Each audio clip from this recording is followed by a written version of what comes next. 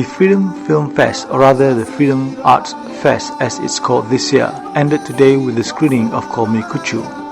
The film is about Uganda's LGBTs and their struggle against a community that's deeply opposed to homosexuality. This year's fest marks a departure from the program of previous years in that it was held with an arts festival to mark the 10th year of the Freedom Film Fest.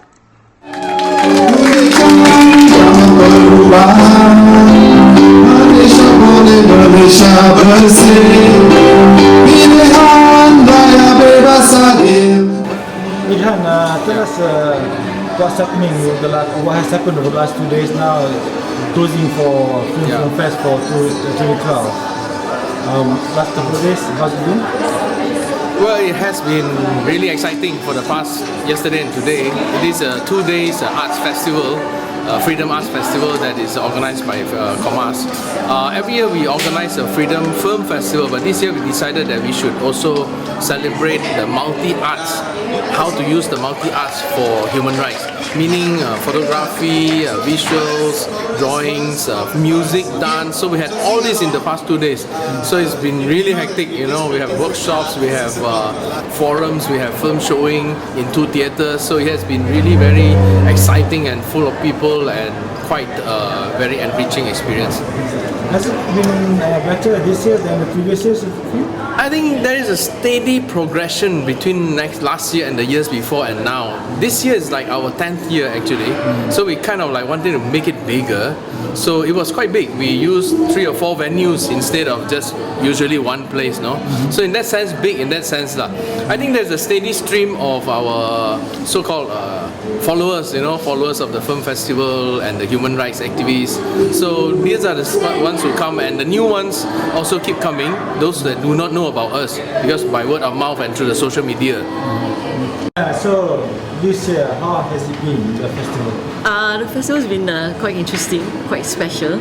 So first year we're doing an arts festival, and all these workshops we're collaborating with new people, you know, like activists who are also artists, and they come up with something really interesting, you know, like for example now the practice inside is actually for this Band Rakyat, and they had a music workshop just now where they recomposed a couple of songs which they then present to us. At the same time we had like a cartooning workshop which the children really enjoyed, actually older people too.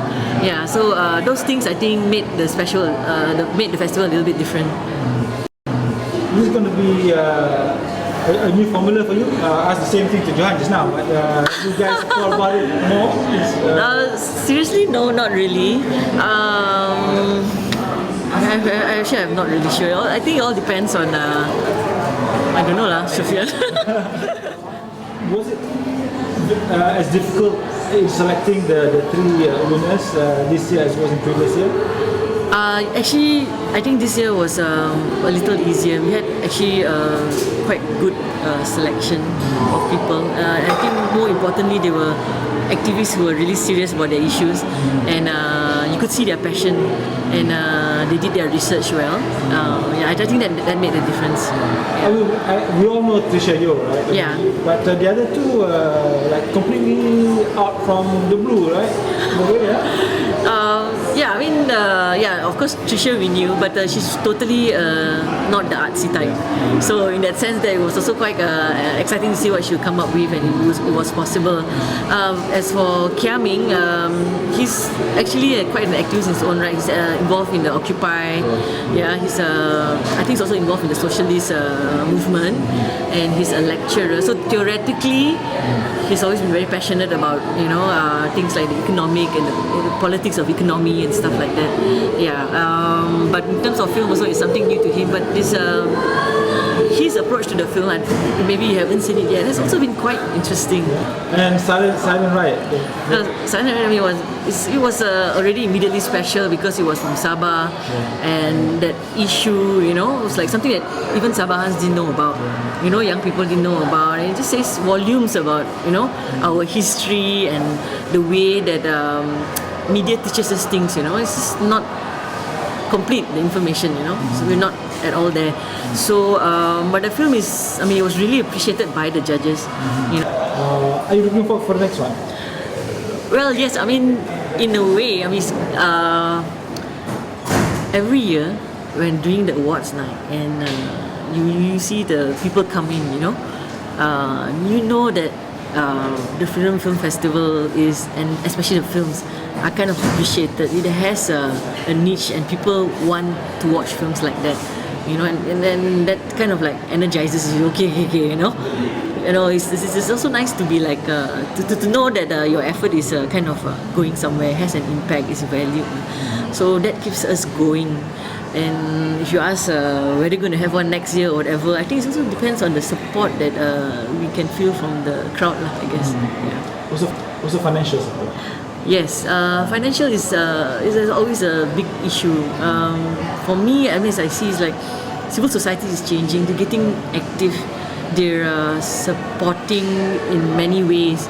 But as you know, for NGOs, it is kind of different, quite difficult challenge to actually source for funds, And but we are trying. Like this year, we actually set a minimum donation of $20 per day, and $30 for 2 days. And so far, actually, we've not had problems. People actually saying that, it's maybe it's just the NGOs and us needing to change our, kind of a way of thinking too. Yeah, if you're providing something that is valuable, then why not? Maybe Malaysians are more supportive nowadays. Since Pakatan has taken over Selangor, we have been cooperating with the Selangor government to organize this. In a way, it has kind of given some kind of recognition to the Freedom Arts Fest, and we hope to further work together with them. I feel that this relationship to be more meaningful, it's got to be like a whole year of kind of relating one another, working together, using the films, spreading the message, and that has happened a little bit, but I think it's only at the early stages. We should maximize the relationship a lot more. Yeah, because in the end, if Pakatan is serious about not just taking over the government, but really educating and having a citizenry that understands human rights, that will get involved in helping govern the country, they need to put the money where their mouth is, which is put the money into education and human rights awareness, not just Pesta Tanglong and stuff like that. It's too much of that. We really need human rights education, and the government needs to support it.